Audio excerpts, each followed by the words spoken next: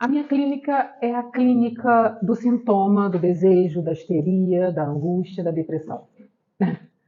É a clínica que surgiu em função de um trabalho a nível de alimentação. Eu sou nutricionista também, de formação. E é a clínica que veio através da minha angústia, né, em hospitais, a minha angústia em ambulatórios, a minha angústia enquanto terapeuta na área médica, na área de saúde. E aí eu preferi, né, até porque o mestrado em que eu fiz, né, ele tinha uma linha lacaniana, eu fiquei na linha lacaniana, mas eu danço por vários teóricos, porque Lacan ele me falta em alguns movimentos e eu consigo dançar, né? Ali, Jung ali, tem hora que o Jung durante as sessões ele entra e participa. Melanie Klein, mesmo seja uma teórica diretamente com criança, eu tenho mães, então a Melanie Klein me ajuda. Então essa forma com que a gente estuda psicanálise precisa estar exatamente dançando entre os teóricos, porque os teóricos eles vão te dando ferramenta específica para aquilo que você está ali. Porque tem hora que se você ficar muito engessada, até como a Hortência falou, o engessamento, que eu vejo muitos psicanalistas contemporâneos engessados, eles vão ficar angustiados, porque vai ter caso clínico que você fica assim, eu não consigo. Daqui eu preciso passar esse paciente para um outro profissional, porque eu não consigo daqui. O fato de você passar esse seu paciente, eu chamo de paciente, mas você pode chamar de analisando, né? Mas eu chamo de paciente porque eu sou da área médica. Então, você cria uma angústia, porque quando você desiste, né, daquele caso clínico, você vai gerar uma angústia do paciente e em você. Então, ali a gente nos obriga a estudar, né? Então, como foi falado aqui, você precisa estudar e estudar ferramentas.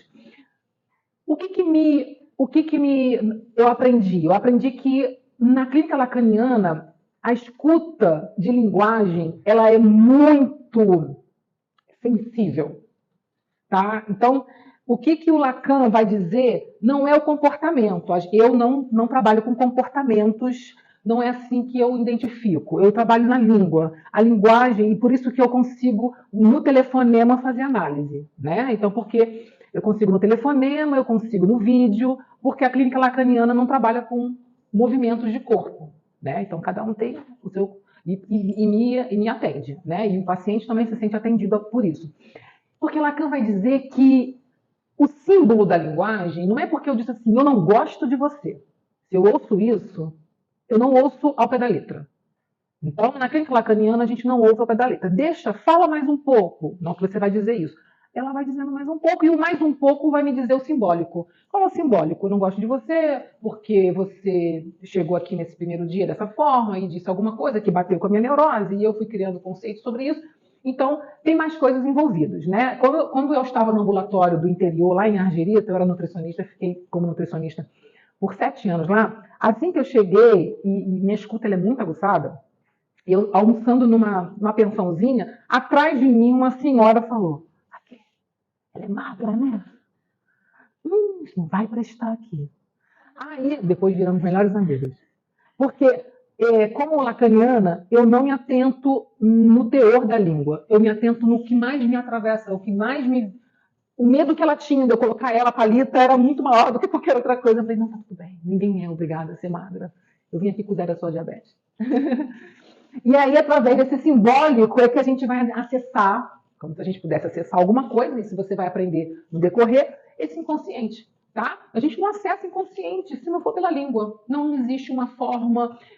A língua pode vir nos sonhos, você vai sonhar. A língua pode vir numa brincadeira, numa música, em uma linguagem. Ah, mas e o mudo? O mudo tem linguagem. Né? A linguagem, né, a simbólica do mudo. Né? E o cego também vai ter a linguagem. Então, você precisa aprender a língua. E aprender a língua, ela é subjetiva. A linguagem de uma criança, a mãe conhece mais do que qualquer outra pessoa. Oh, ele quis dizer isso. É um perigo ele quis dizer. Porque se a criança não disser da forma dela, ela não aprende a se estruturar. Isso a gente está vivendo agora um grande problema quanto a isso. Ah, então tá bom, peraí. Aí vai. Então, a criança fica se sentindo sem linguagem, sem alteridade, né, sem subjetividade, e aí cria-se o sintoma autista, que está vindo como uma forma. Existe um grupo de pesquisadores psicanalistas infantis, que estão criando a ideia, é apenas uma ideia de estudo, de que o autismo, essa leva de autismo, tem muito a ver com a contemporaneidade da mulher. Essa mulher contemporânea que, antes desse bebê nascer, ela já deu uma linguagem para esse bebê que ainda está aí sem forma. E esse bebê nasce sem linguagem. Então, a gente está pesquisando, tem várias pessoas que eu me conecto que falam, olha, que a mãe, o pai e tal, e aí a gente vê, claro, que existe a questão orgânica da ocitocina, mas quem vem primeiro? A falta da ocitocina ou a forma com que eu gerencio a linguagem daquele bebê sem forma fez com que a ocitocina fosse diminuída. O que seria a ocitocina? É o hormônio do desejo. Olha que interessante. Eu não desejo nada, eu só desejo E a mãe e o pai não permitem que deseje. E o não permissão de desejo, eu posso sim, através da neurociência, atrofiar movimentos hormonais que seria dopamina, noradrenalina, a ocitocina, e existe o spray de ocitocina.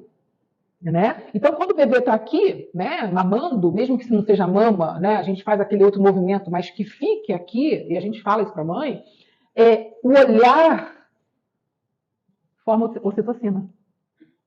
Tá? Então, o olhar forma ocitocina. Então, ela é estruturada, o sujeito é estruturado numa linguagem. Né? Quando a Hortência falou da roupinha da menininha dela, eu falo assim, a linguagem da mãe com a filha, gerando ali uma alteridade. E a alteridade é a forma com que Freud e Lacan vai chamar de autenticidade, né? Que é a alteridade que a gente substitui por alteridade. E na dimensão do real, né? O que é o real? É o teu sofrimento. Doutora, dói tudo. Dói tudo, dói tudo, já chega doendo. E aí a gente começa a ver, né? Dói aonde? Aí dói ali, acolá, dói aqui, acolá. Vamos falar mais sobre isso. Então, essa linguagem corporal, mas vai pela boca, dói tudo. E esse tudo a gente vai tentar encontrar. Tudo o quê? Vamos lá, tudo o quê? Pela vertente do inconsciente pulsional, né? Um apontamento para duas dimensões do sintoma. O sintoma como metáfora ou o sintoma como letra. Como que significa o sintoma como uma metáfora? Ah, eu quero morrer. Mãe, mulheres, né? Uma metáfora, espero eu. Né? Pelo amor de Deus, eu quero sumir. Sintoma de metáfora. Como diz minha mãe, quero que bota um foguetinho lá. Ela fala do foguetinho, dela, eu mando um foguetinho para ela. Dá um foguetinho aí, porque é o foguetinho para levar, né? Para algum lugar. Então, essas linguagens de metáfora vai criando o sujeito da dor. Mas dói o quê? E é isso que a gente entra em análise, né? Então, essa verdade do sujeito é a verdade do sintoma. Então, não tem como. Quem não sente já entra na vertente da perversão. Ele nega ele nega a dor. Ele vai fazendo a negativa. É um sintoma de negação. Tá tudo bem? Maravilhoso! Já chega com aquele sorriso. Maravilhoso, maravilhoso. Isso aí. Vamos lá, todo mundo. É isso aí, levanta a mão. Esse é um sintoma sério. No dia seguinte, a manchete mostra que ele se suicidou. Não foi isso? Vocês não estão vendo isso? Então, a ideia do proibido sentir, proibido ter sintoma, cria um movimento pulsional sério de que a minha linguagem tem que ser uma linguagem que não tenha dor. E é complicado isso. Então, eu tenho vários teóricos que me ajudam a fazer essa pesquisa. Antônio Quiné, que é o nosso querido atual professor, Antônio Dias, também é muito querido, mas eu não tive prazer de conhecer. O Quiné, sim. Machado e Ocariz. São todos contemporâneos. Eles vão falar que esse sintoma, né, da psicanálise, ela tem um fenômeno que convoca o ato. Você vai olhar assim, eu quero fugir, eu quero botar o foguetinho, eu quero não sei o que e tal. Por mais que seja uma pessoa muito concentrada, esse sintoma vai fazer um caminho no corpo dessa pessoa, ela vai criar ali algum tipo de histeria. Ou a histeria da dor, dói tudo, ou a histeria do açúcar ficou alterado, a histeria de uma dor de cabeça. É um movimento pulsional, a linguagem ela vai precisar se movimentar. Esse ato freudiano de escutar um sentido onde antes poderia ser que era uma mentira. Por quê? Porque o que ela disse é mentira. Ela não quer morrer, ela não quer botar um foguetinho e sumir, ela não quer nada disso. Mas ela quer sentir. Ela quer ser olhada, ela quer ser vista, exageradamente histérica, querendo ser vista. E esse sintoma vai dançar. E aí Lacan vem com os seus símbolos, esses símbolos lacanianos são maravilhosos, porque ele fala que todo sintoma vai dançando, dançando e vai fazendo um circuito. E esse circuito é o circuito da angústia. Estou tão angustiado, estou tão... Aí você fala assim, os homens sentem isso? Sentem. Só que os homens, eles vão sentir, e eles vão sentir calados, porque a cultura e a contemporaneidade falou o quê? Falou que eles precisam ser aqueles que protegem, aqueles que não podem sentir, que a gente tem que estar, mas são os primeiros a tombar.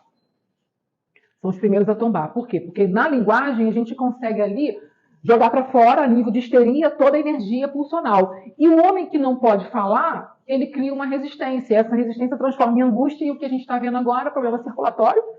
Né? O que é o problema circulatório que a gente tem visto? Caneta, eu lembro. Isso aqui não. Tem hora que eu falo, mostro Lacan tem que ter caneta, né? Mas não precisa não. A gente está tendo muita trombose. Né? Vocês estão vendo aí, todo mundo botando a conta no Covid. Tá, tudo bem. A gente põe um pouquinho da conta para o Covid. Mas tira um pouco da conta do Covid e coloca um pouco na conta da angústia. A lógica do corpo biológico, é que a fluidez. Vou vir para cá para você ver que cada um traz um pouco de si, né? Então eu trago da clínica orgânica, biológica, a minha vivência para dentro da psicanálise. Então o sangue circula, tem que vir para a cabeça, sangue arterial entra e o venoso vai embora em forma de gás carbônico. É assim que funciona o corpo. A fluidez é essa. Quando eu tranco, quando me angustio e eu não solto, não vai sair para lugar nenhum, para descontração, para risada, para alguma coisa, eu vou aprendendo. É da noite para o dia, não. Eu vou aprendendo, eu vou aprendendo. O seu corpo fala. E ele vai dizer o seguinte: por proteção a você, eu vou te proteger. O seu corpo está falando assim, eu vou te proteger. Já que você não quer que ninguém saiba que você está triste, você está se trancando, então eu vou impedir com que as coisas fluem na sua vida, porque aí é um disfarce. O corpo acaba sendo meio burro nisso. Né? São as doenças autoimunes. Por proteção, o corpo começa a te destruir. Né? Então, por proteção, o seu sangue já não anda mais. Aí começa o local mais sério é a panturrilha. E é na panturrilha que ele para quando faz a segunda viagem. E vai formando os trombos. E no que vai formando os trombos, o que a gente tem visto? AVC, derrames, AVC, doenças cardiológicas sérias, né, trombofilias e outras coisas mais, tá? É a clínica do sintoma. Temos visto isso não somente masculino, mas também feminino também, né? Porque as mulheres também não podem mais sentir muita coisa. Essa angústia faz com que o sujeito procure algo e aí ele se lança no ato para dela se libertar. Então, para onde aquele sujeito vai lançar o ato? Essa é a minha investigação em clínica. Essa angústia vai levar ele para onde? E é nesse onde que é um lugar que o inconsciente dele está querendo levar. Eu vou te dar um exemplo de um paciente meu. Eu queria ir para um lugar onde eu não conhecesse ninguém. Na verdade, eu vou te falar a verdade, doutora. Quero esquecer. Quero esquecer todo mundo, eu quero esquecer parente, eu quero fingir que ninguém existe. Olha, eu vou ficar calada. Ficar calada daqui para frente. Se falar de um jeito eu vou aceitar, se falar de outro jeito eu vou aceitar, e eu vou seguir a minha vida. E eu já sabendo para onde isso ia dar. Só que a gente, como psicanalista, a gente não pode fazer um movimento de despertar. Porque se a gente desperta, eu já sei o que você está fazendo. Ela vai correr para um outro canto e eu não vou conseguir pegar ela. Então eu tenho que pegar ela na esquina. A minha clínica é, eu pego você na esquina e eu vou tentar ao máximo não fazer você ir para um lugar. Eu sei onde você vai, onde a sua mente está indo, que é um ato muito perigoso. Sabe qual é o ato? Alzheimer. Eu sabia que ela ia para esse lugar. Quase que ela foi. Chegou na clínica não sei quanto tempo depois. Tive um apagão, doutora. Não sabia onde eu estava. Aí eu falei assim, olha, tem uma toxina que vai comendo seus neurônios. Uma proteína muito séria. E ela começou a atuar. A partir do momento que você falou que não queria me lembrar mais de ninguém. Você deu ordem a ela. Se você dá ordem, ela executa. E eu quero te dizer para você reverter isso, que é só você que vai reverter isso. Vai ter que lembrar, sim. Vai ter que lembrar da mãe, vai ter que lembrar do pai, vai ter que lembrar de todo mundo e se posicionar. Então, olha como que o orgânico obedece à voz da angústia, né? O ato comporta uma urgência, força numa tomada de empréstimo da angústia que o causa. A angústia ia obrigar aquela mulher a ficar com algum tipo de sintoma, e aí quando você desperta, você faz o desvio da pulsão. Nessa angústia, a angústia é um afeto. Quando Lacan e Freud também falou de afeto. Afeto não é, oh, de bonitinho. Afeto não é isso, não. Afeto é energia pulsional, tá? Na psicanálise, a linguagem psicanalítica, ela te leva para um caminho, mas o afeto é energia pulsional. Então, angústia é uma energia pulsional. É algo que a gente não sabe se é coisa legal ou coisa ruim. Ela paira sobre o retorno. Então, olha como é que o corpo... Olha que corpo legal, gente. Se a angústia paira sobre o retorno, olha o sangue. O corpo é todo formado para entender o inconsciente. Ele vai e volta, vai e volta. E o eletroencefalo e o eletrocardiograma. Você sobe, você desce, você sobe. É uma energia pulsional. Então, a angústia faz isso também. Ela sobe e desce. Aí vem as pessoas positivistas, né? Galera, todo mundo muito feliz o tempo inteiro, tá? Sorrindo, mantém-se. Então, você está dizendo para o seu corpo que a linha do eletrocardiograma tem que estar o quê? Lá em cima reta. O que acontece quando a linha está super reta? Está morta. Então, você entendendo e passando para os seus pacientes, é exatamente que a angústia, ela é isso. É uma linha que sobe e desce, sobe e desce. Qual é o problema de subir e descer? Não é dualidade de personalidade, nem bipolaridade. Dias bons e dias ruins. Dias bons e dias ruins. Na contabilidade, os dias bons precisam ser melhores, maiores e bem vividos. E angústia? A angústia é aquela onda que eu falo assim, não olha para ela, eu falo com meus pacientes e para os meus alunos. Olha aqui, é o de viés. De viés, Freud falou de viés, e Lacan falou. Você já está vendo aqui, ó. A angústia está de viés. Não olha para a angústia. Ela vem de viés. É tudo simbólico, né? Ela vem de viés, e aí você segue. Sabendo que ela está vindo. E você vai aprendendo a gerenciar. Ela é de viés. Porque se você der confiança para ela, ela fica. Senta no sofá, abre sua geladeira, cria intimidade com você, e você tem só olha de cantinho. Igual quando a criança cai no chão e faz pirraça, olha só de viés. É porque ele vem andando, tá? Então, vinha reminiscências de ataques histéricos. Então, os ataques histéricos que acontecem hoje, os ataques histéricos podem ser um pânico, pode ser um pânico que eu presenciei, que o pânico... Alguém já presenciou um ataque de pânico em crise? A gente entende, e tem uma psiquiatra que trabalha comigo, que funciona muito, e com todos, 90%, a gente não fala todos sem na ciência, você tem que apertar e segurar. Tá? Segura e segura. Por quê? Porque o pânico, ela volta para o feto. Ela volta para a situação fetal. A angústia da vida nova. O bebê, quando sai da barriga, sai muito angustiado. Agora, com os partos humanizados, a tendência é não trazer essa angústia. Né? Que eu não sei se é legal, mas vamos vivendo, né? Eu não sei se isso é tão legal, mas o ataque histérico é para prender. Você tem que prender a pessoa e ficar. Depois, se vocês quiserem ler sobre isso, vários psicanalistas infantis e vão dizendo que é muito importante, tá? Se alguém quiser falar alguma coisa, pode falar. E esse ataque histérico não tem a ver com algo de agora. Não é alguma coisa... A pessoa falou, não, ataque histérico, ou ataque de pânico, qualquer coisa desses, homens e mulheres, tá? Cada um de um jeito. Tem a ver com algo que já vem, e geralmente é lá atrás. E aí é um medo absurdo, é um pânico absurdo. E essa situação é porque não foi elaborada. A pior coisa do mundo é você não viver um luto. Se você perdeu alguém, se você teve alguma separação, viva aquilo. Viva aquilo. Intensamente. A hora que você quiser, você chega e fala, já deu. Chora o que tiver que chorar. A melhor das coisas é o luto. Os judeus têm uma prática, eu acho que os gregos também têm essa prática, de quando um ente querido morre, é quase assim, semanas do assunto. Né? Tem jantares para falar do morto, tem... Gente, isso é incrível.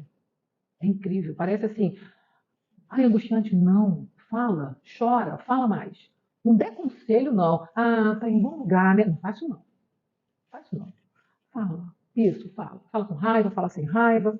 Você quer uma coisa que é engraçada e não é nada engraçado ao mesmo tempo? É uma conhecida minha, não é minha paciente, não. Ela perdeu o marido estava saindo com o carro da garagem e o marido bateu num lugar onde é aqueles mini postezinhos e ficou fechando a passagem para outras pessoas. E todo mundo buzinando, ele infartou dentro do carro.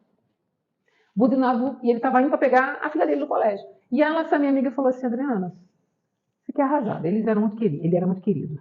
Só que, quando ele morre, no mesmo dia, chega a notícia, no mesmo dia, de que ele tinha uma outra família.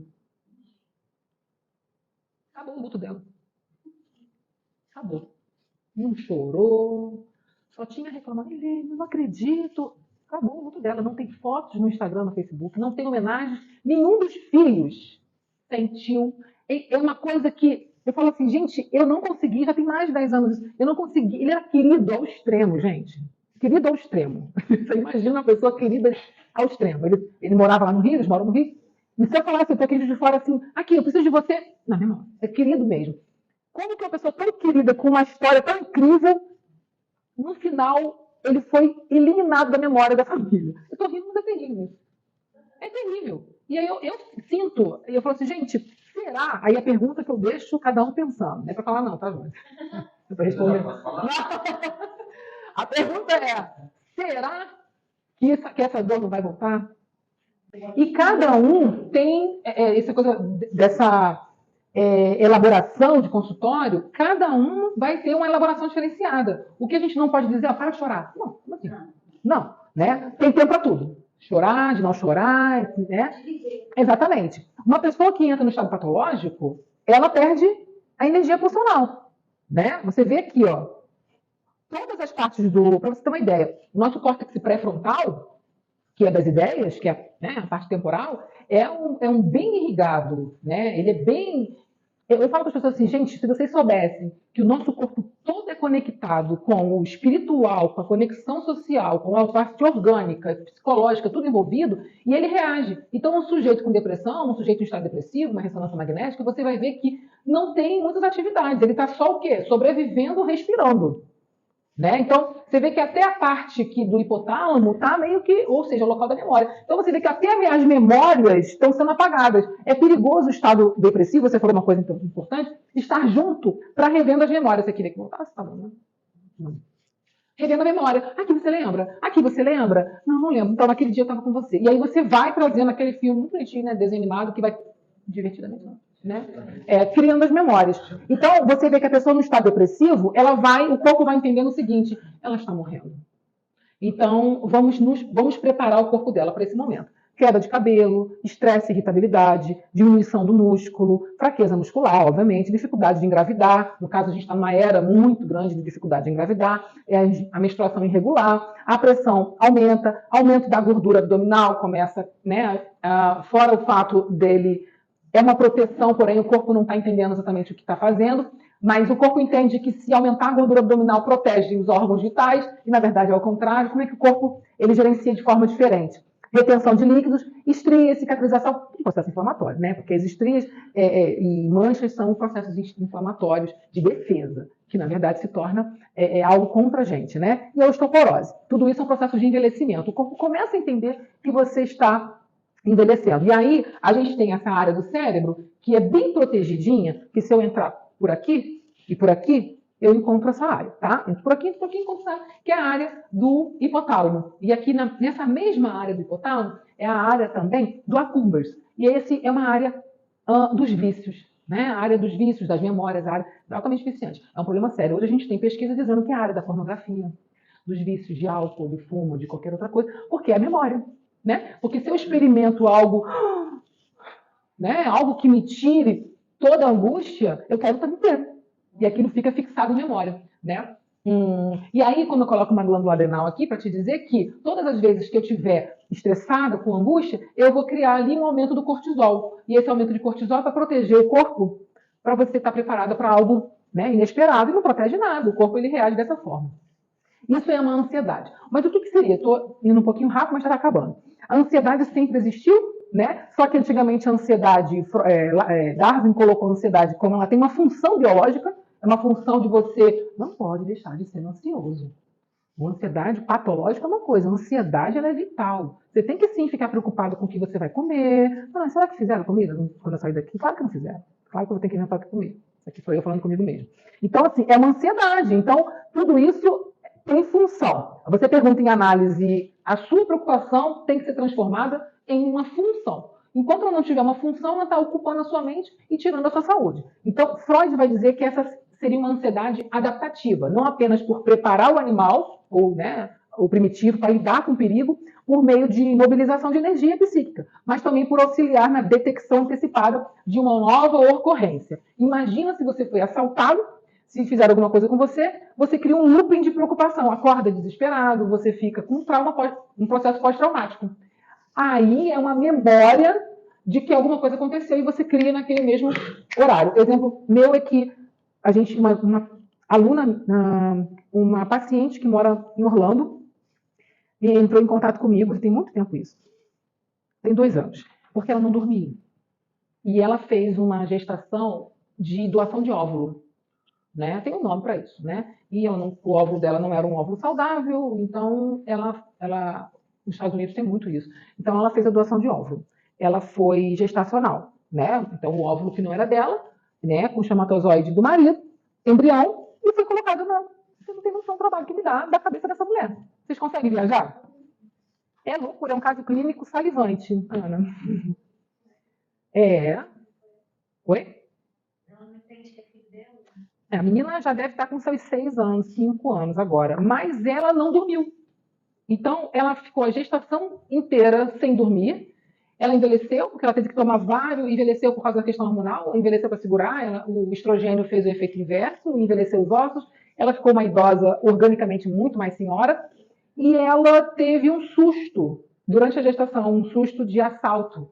E o mesmo susto que ela teve na cidade dela aqui no Brasil, quando ela era muito jovem, que a mãe era alcoólatra. Então, esse susto foi exatamente às 9 da noite. Como é que Lacan é bom? Numa das nossas conversas, ela falou, Adriano, 9 horas da noite, não durmo mais. Então, eu tenho que dormir 5 horas da tarde, porque eu sei que às 9 horas eu não durmo mais. Me fala. Aí você não pode falar, me fala o que aconteceu às 9 horas da manhã. Não é assim, você aborda. E aí você vai catando, vai catando, vai catando. O conflito dela com a mãe é horrível, é o pior do universo. Ela quer a mãe morta, literalmente mesmo. Não vejo a hora que minha mãe morra, não vejo a hora que minha mãe vai embora dessa vida. E no que você vai descobrindo, me fala, como é que era a sua noite de sono quando você era criança? Você dormia com mais alguém? Ela dormia com uma irmã e ela tinha um tio e uma prima em casa, ela tinha um convívio e que de madrugada a porta, ou de noite, criança não tem noção de tempo, era aberta para o tio molestar dela. Entende isso? A dinâmica. Então, quando todo mundo ia dormir, a porta era aberta, ela ficava acordada, ela viu, ela sentia, e o tio molestava com toques e com coisas desse gênero. E era a vida inteira. E um dia ela foi para a mãe. Mãe, aconteceu isso. Mas você também dorme assim? Aí começa a acusação. E ali foi entendendo que não era nada. Ok, 5 aninhos de idade, pula para a adolescência, a mesma cena numa outra situação de um acampamento com o namorado, com os meninos, também molestados. Acabou dessa cena, pulo para uma outra cena, e a cena de adulta, em que ela não quer o óvulo, porque ela não quer que ninguém nasça dela. Isso foi dito, né? E aí ela pega um óvulo de alguém, na intenção de que ela vai ter a genética de uma outra mulher, que não é a mesma genética da mãe dela, só que ela compra uma outra briga. É aí essa briga que a gente está nessa de análise. A outra briga é que ela respira fundo para gostar da filha, ao mesmo tempo ela é louca pela filha. Então é um paradoxo, sabe? É bem angustiante isso. Respirar fundo. Uma outra mulher entrou na minha genética, que nem eu sei quem é. Eu acho que ela falou que não sabe quem é. É porque se ela souber, ela ia esganar. Porque ela quer matar a mãe. Então ela queria matar tanto. Isso é muito louco, esse negócio. É muito louco. Então, virou uma ansiedade crônica, não dorme por muitas questões. E essas neuroses, a gente vai entender que são neuroses de transferência, né? Por quê? Porque como a mãe dela via ela se via. Então é um espelho. Eu sempre digo o seguinte, gente, nós somos, as nossas neuroses infantis, é exatamente quem estava aqui no espelho enquanto o espelho estava aqui. Tem alguém aqui, quando você é pequenininha, e o espelho está aqui dizendo assim, que linda menininha, que lindo cabelinho, que linda, ou dizendo o seguinte, tá vendo aquilo ali? Não. Então, o espelho que a mãe dela fazia dela era de uma pessoa que estava mentindo, de uma pessoa que não tinha valor, isso, a narrativa da família era uma narrativa preconceituosa e que todos estavam certos, menos ela, e que são determinados socialmente. O lugar da fala, né? Virtualmente, o lugar da verdade. Então, na fala, a gente conseguia pegar. Eu só queria dar uma notícia sobre essa moça. Ela era tão nervosa, que ela odeia a sogra também. Odeia, de odiar. Ela tem muito ódio nas palavras. É bem pesada a clínica, tá? É bem pesada. Você tem que fazer uma atenção. A energia de atenção flutuante minha tem que ser muito, muito grande. A demanda, né? O Lacan vai dizer que ela tem na ausência. Alguma coisa está faltando no outro, e essa é a demanda, né? Então, geralmente é demanda de amor. Por isso que o apertar o angustiado numa crise de pânico É a demanda do afeto, do amor. É, portanto, um apelo dirigido ao outro. Ah, por favor, me ame. A gente vê isso na internet, né? Com a demonstração do corpo, com a demonstração do corpo perfeito, com uma série de outras coisas e tal. Meu esposo trabalha com tecnologia, com finanças, ele me mostrou ontem, eu fiquei assim, meu Deus, onde vamos parar com isso? A inteligência artificial as empresas estão... Ele me mostrou uma mulher, ele falou assim, olha esta mulher, uma menina incrivelmente bonita. Eu falei, nossa, bonita? Nossa, bonita, né? Será que isso aqui foi em filtro? Falando bem, falando nem sei o que estava falando, mas estava falando uma coisa legal, não sei o que tal, o cabelo impecável, a pele impecável, assim. E ela estava de calça com o umbigo de fora, aquelas pessoas que têm um corpo perfeito. Nossa, linda, né? Dizer que estava aí, falou assim, mas ela não é um ser humano. As empresas estão criando mulheres que não são mulheres, e eles colocaram, por quê? As mulheres que a gente contrata têm muitos problemas, e nos dão muito trabalho. Choram, ficam cheios de mimimi. Então, a gente está mandando a inteligência artificial fabricar modelos perfeitos. Mas isso vai vingar. Essa vai ser a nossa angústia daqui para frente. A substituição do humano. É loucura isso. Então, o que isso pode acarretar? Eu estou imaginando eu. Se eles não querem mais a mulher de verdade, eu preciso ganhar dinheiro. Então, eu preciso esconder as minhas angústias. Eu preciso aceitar tudo. Aí volta o ciclo do abuso. Eu preciso aceitar os abusos, as críticas, porque se eu fizer... Porque a internet, vocês já repararam que é o momento das mulheres começarem a falar, não aceito abuso, não aceito isso aqui, assim, olha, isso daí vai dar B.O. Você acha que não vai ter uma revolução em que as mulheres vão ter a guerra do sexo, vão ser extirpadas porque estamos falando demais?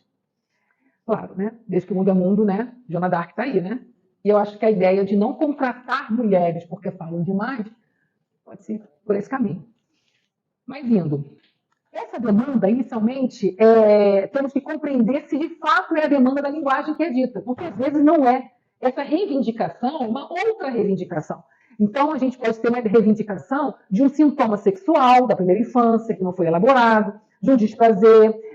A gente vai ter que olhar se houve um esquecimento enigmático de uma palavra que foi dita em análise, essa energia pulsional provocada, que a gente vai provocando nas nossas perguntas, a sua infância, né? O sujeito se foi barrado na própria casa, né? Que objeto é esse que ela gostaria de ter tido, né, como desejo? E aí a gente vai vendo que existe um sintoma, e aí ela quer um pedido de alívio. Eu preciso aliviar minha angústia com alguma coisa. Você vai ouvindo o paciente. Estão vários casos clínicos, né? E o sujeito tem pressa, e ele pergunta assim, qual é a duração, doutora, do tratamento? Essa pressa, Freud já disse, né? Que quanto tempo durará o tratamento, de quanto tempo o Senhor precisa para aliviar-me de meu problema. Isso aqui é uma fala, né, que foi dita.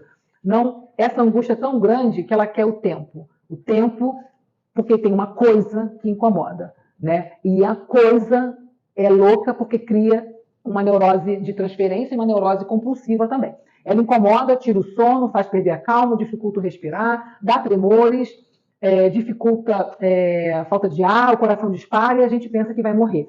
No ambulatório, chegou na UBS uma mulher assim, olha esse caso clínico rápido, uma mulher assim, eu já atendi ela na clínica da nutrição, mas a gente usa psicanálise também, no SUS, a gente pensa que vai morrer. Aí ela entrou na emergência, eu não estava atendendo nesse dia ela, eu vi ela entrando e eu falei, que droga, está em crise. Aí eu vi a enfermeira falando assim, ela sempre dá piti. Aí a gente de saúde, de novo fulano dá piti. Aí eu pensei, não é piti, ela vai morrer hoje. Gente, é incrível. Se gente, pode ela, tá com piti, deixou ela esperando, o doutor tá ocupado. Aí eu já sei falta de mim, entendeu? Eu não tinha coragem de chegar. Não, atende ela, faz a aferição de pressão, isso aqui e tal. É piti. Infartou. Na minha frente, literalmente. SAMU chegou, ela morreu, o doutor chegou depois tentando ressuscitar, o médico que estava atendendo. Aí já chamou o caixão. Gente, tudo isso, ela foi enterrada no mesmo dia. Alguém me pergunta, angústia, histeria mata? Agora eu falo que mata. Eu não falava não, hoje eu falo que mata. Não é piti. Exige um trabalho, afastamento do sujeito da imagem com a qual se representa. Você tem que afastar o sujeito daquela imagem que ele acredita que seja a imagem que é dele, mas que não é, é uma imagem que alguém construiu dele. Ir além do pai da ordem, isso aqui é incrível. E além da voz do pai da ordem. Esse pai da ordem é muito Freud e Lacan, quando ele fala o seguinte, que voz é essa? É a voz da religiosidade? Ou é a voz... Religiosidade é diferente de espiritualidade. É a voz da religiosidade, é a voz da moralidade, é a voz da mãe perversa. Então, tem que se afastar dessa voz e olhar essa voz do lado de fora e entender que voz é essa. E essa ameaça de perda, né? Tem uma pessoa que está agora... É muito louco. A ameaça de perda é uma coisa muito recorrente. Olha, eu vou te largar, tá? Se você continuar assim, acho que não dá pra gente continuar, não. Olha, falei pra você mudar, você não mudou. Mandei você botar uma outra roupa, você não colocou. Né? E olha, não tá dando certo. A gente já conversou antes. Gente, tu tá até rindo, né? Essa ameaça machuca tanto, né? Alguém já viveu essa ameaça? Eu já, na adolescência. Ainda bem que foi na adolescência, né? Que é a época certa de viver isso. E eu lembro que foi a partir da adolescência que eu comecei a estudar psicanálise, assim, meio por minha conta. Porque, imagina essas mulheres que estão vivendo hoje sendo ameaçadas, que não têm onde dormir, que não tem... Eu atendi uma assim, que perdi a análise no mesmo dia. Vocês vão perder várias análises, tá? Não estou profetizando sobre a vida de vocês, não, porque vai ter assunto que vai te mexer tanto, que você vai sair Freud para cá, agora sou eu que estou falando. Foi o que eu fiz. Perdi no dia seguinte, nunca mais apareceu. Doutor, ele vem com uma faca e ele falou que se eu voltar para casa eu mato ele. Ele me mata. Ele me ameaça todos os dias com a faca. E eu tô aqui, eu nem te conheço, eu vim aqui para você tentar me ajudar. Eu falei assim, pois então eu vou te ajudar. Você sai daqui de casa agora, vai procurar alguém que você conheça, vai morar lá com a pessoa, não sei o que e tal. No dia seguinte não apareceu, mas eu fui querer saber que ela tá viva. A imparcialidade não existe, tá? Você fica ali, mas tem hora que você... Então esse material de o eu e o isso é que a gente precisa entender dentro de análise. É isso lá nas matérias de Lacan que a gente vai encontrar. Não é não coerente ao eu ideal. O que é o eu ideal? O que é o eu e o isso? O ideal seria eu ser perfeita para aquele homem, mas eu não sou perfeita para aquele homem. Amar e ser amado é o mal-estar da civilização naquela época de 1930, 1930 e 34. Ainda estamos nessa era desse mal-estar de não ser amado. E aí entra uma infelicidade e um desamparo. E a perda, a insatisfação. Vou correr aqui. Isso aqui tudo é maravilhoso, esses assuntos, tá? E o desejo qual é? Eu fico falando aqui, Hortência, falando de desejo, né? É o de reconhecimento. Nós queremos ser reconhecidos. Mas reconhecidos. Ei, fulana!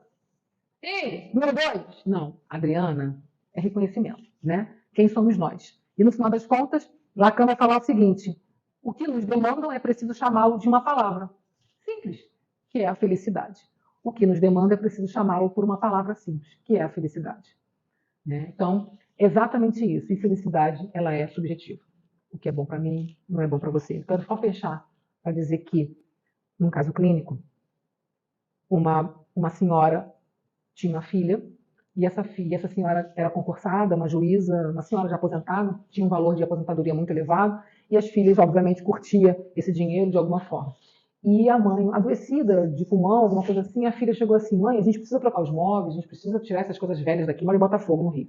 Tirar essas coisas velhas daqui e fazer isso, aquilo, outro. Ela falou: não, minha filha, eu gosto das minhas coisas. Eu gosto das minhas coisas. Aí essa filha, esperou a mãe viajar, foi para Teresópolis, Petrópolis, passar um dia lá, uma semana, obviamente. Quando voltou, a filha trocou todos os móveis com o dinheiro da própria mãe. Trocou tudo, trocou tapete, botou moderno, coisa moderna, nada de coisa antiga. A mãe surtou, ela era professora da PUC, ainda dava aula, mesmo aposentada como juíza, surtou, foi parar no hospício. Né? E eu não tive mais contato. E aí isso foi caso clínico da faculdade. Esse rompimento de acreditar que a felicidade que é sua também é do outro. É velho, mas é meu e eu gosto. É a forma que eu tenho de viver esse é o respeito. Né? Tá ruim, mas é dessa forma que eu quero viver. E é dentro de clínica que a gente descobre isso. Ok?